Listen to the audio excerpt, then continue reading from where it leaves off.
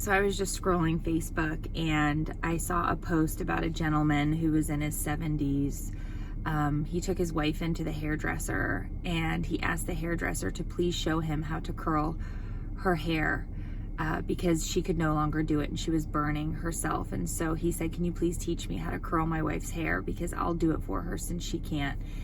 And it made me really happy and really sad all at the same time, because my grandparents, who have been married for over 60 years, my grandmother had a stroke a few years ago and she can no longer draw her eyebrows on, which for her it's her thing, right? Like Grandma Barbara's always got some really surprised eyebrows, and she couldn't do it anymore. And so my grandfather has stepped up and he does everything for her now, including drawing on her eyebrows. He actually buys the eyebrow pencil in bulk because she gets really frustrated and she tries to put it on herself, and when she can't, he takes it from her and he says, Babs, let me draw on your eyebrows, I'll do it for you.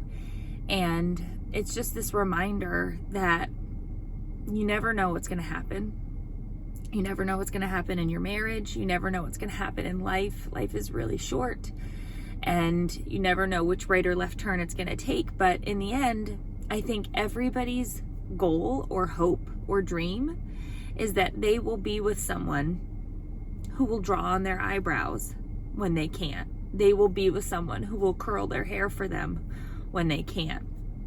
And I think a lot of times in marriage, we get so stuck in the mess of it, how hard it is, how exhausting it is, especially raising a bunch of kids, having to be in 27 different places at once.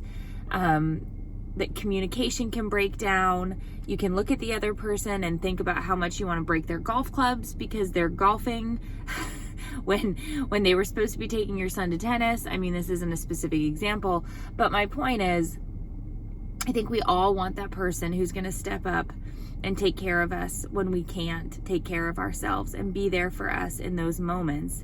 And that's true love. That's your person. That's your lobster. And I really hope and pray that we can all find happiness in those relationships, and we get somebody who will put our, draw our eyebrows on for us. But know that it's hard. There are really hard times, and you got to get through those hard times. You got to stick by your person, your lobster, and that's not easy. And everybody who looks on social media and sees this picture perfect marriage, and they just see all of these smiles and happiness, know that that's not true, and that marriage is hard, and communication breaks down, and things get tough.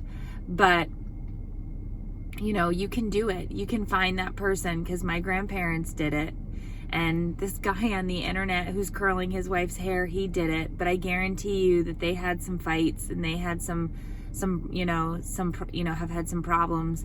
But that's amazing. And I just, it just made me happy, sad, cry today. And I wanted to share it with you guys, because the truth is, when you share your life with somebody that you really love, it's peaks and valleys, and you just got to do the work to get back up on top again. It's a journey. It's a damn journey. But I do believe deep down in my cold, dead heart that it is absolutely worth it.